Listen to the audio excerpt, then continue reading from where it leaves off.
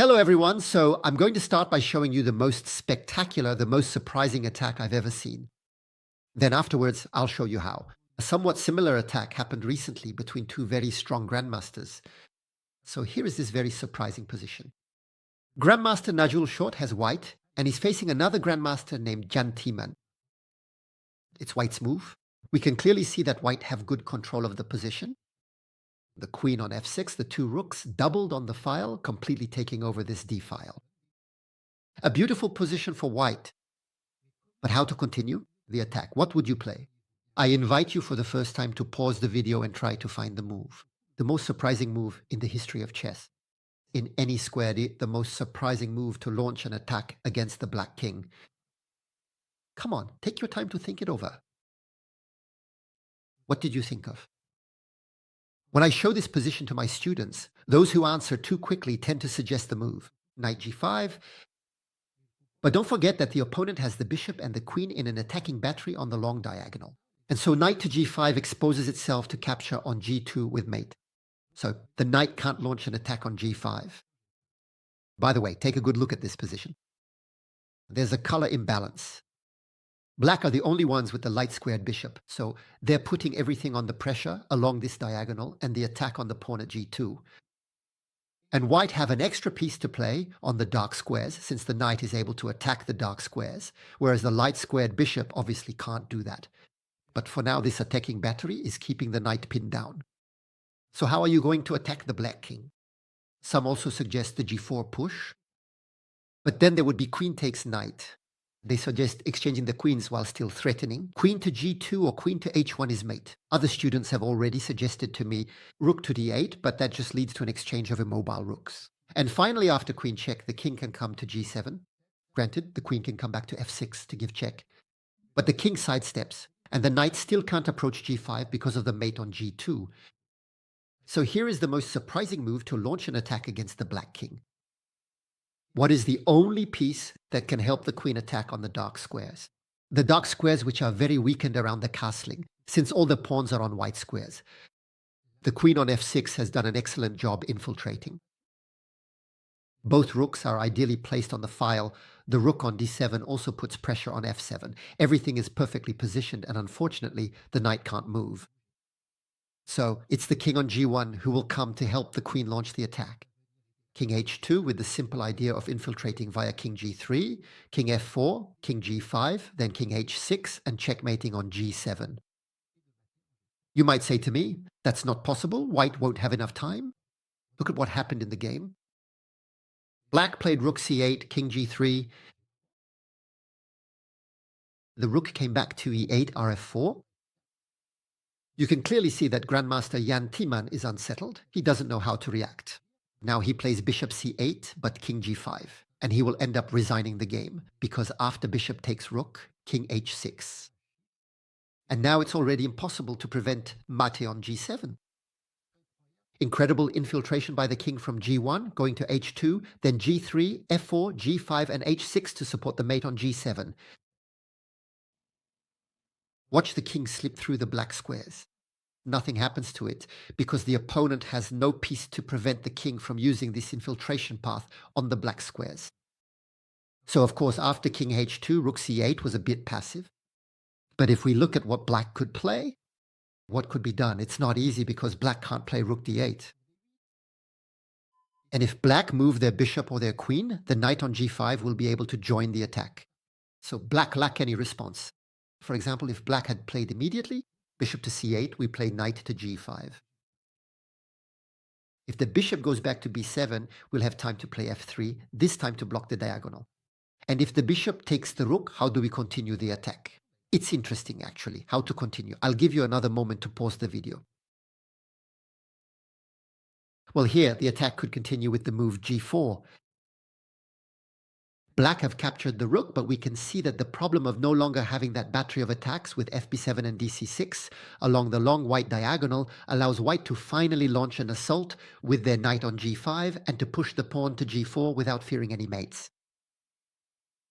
If black take on g4, push it to h5 with the idea of playing h6, then queen g7 mate.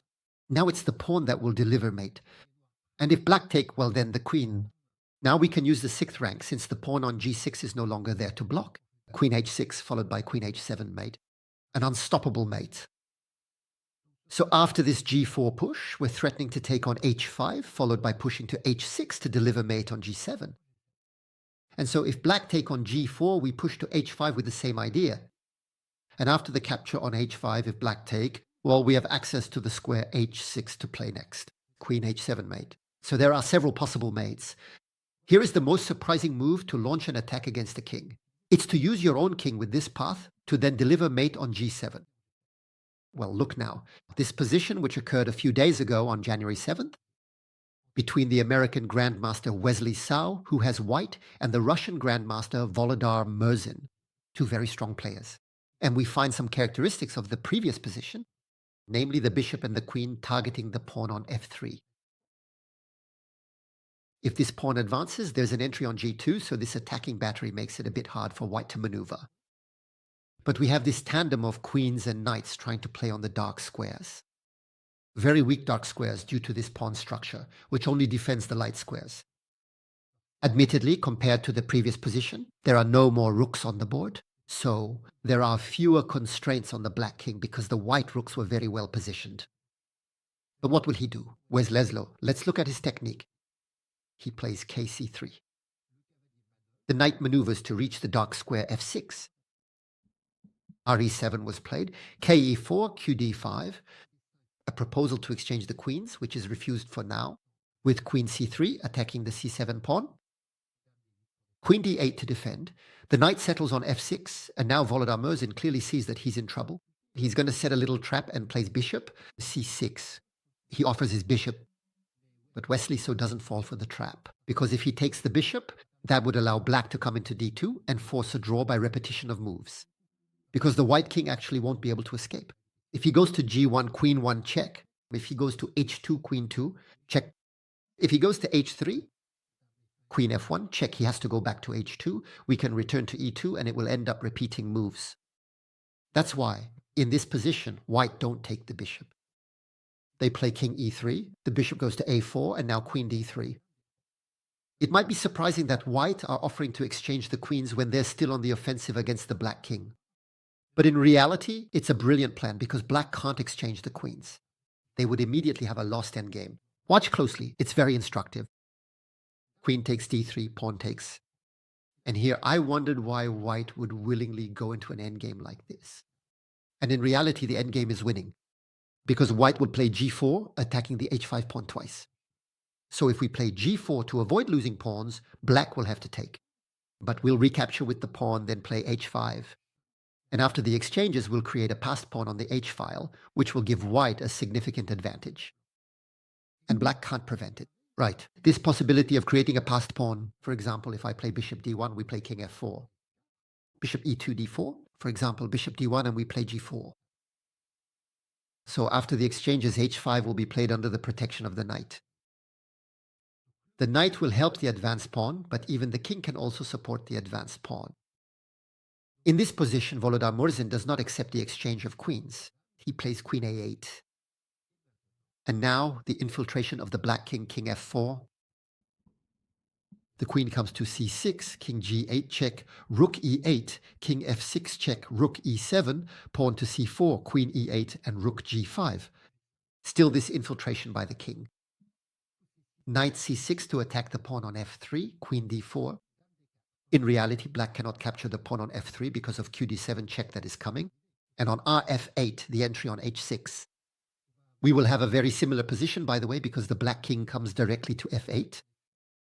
King h6. And here, there's bishop takes f3. So with a different move order, we reach this position. And now, queen d7, queen b8. We definitely want to protect the pawn. c7 here, knight h7, check, king g8, queen e7, and Volodar Murzin resigns. Why does he resign? Because white are simply threatening everything. Knight f6 check, and after king h8, we can take the pawn on f7 and go for mate. Without the black queen being able to intervene, nor the bishop on the white squares, we see that the white king managed to infiltrate on the black squares and is in complete safety here on h6. And there you have it. This position I saw yesterday reminded me of this older one that I saw several years ago. and which had really impressed me with this infiltration of the king on the black squares, which cannot be prevented because the opponent only has a bishop on the white squares. I hope you found the video interesting. You can give me likes, leave comments, share it, and support the channel. And we'll meet again soon for new adventures on the chessboard. Goodbye, everyone.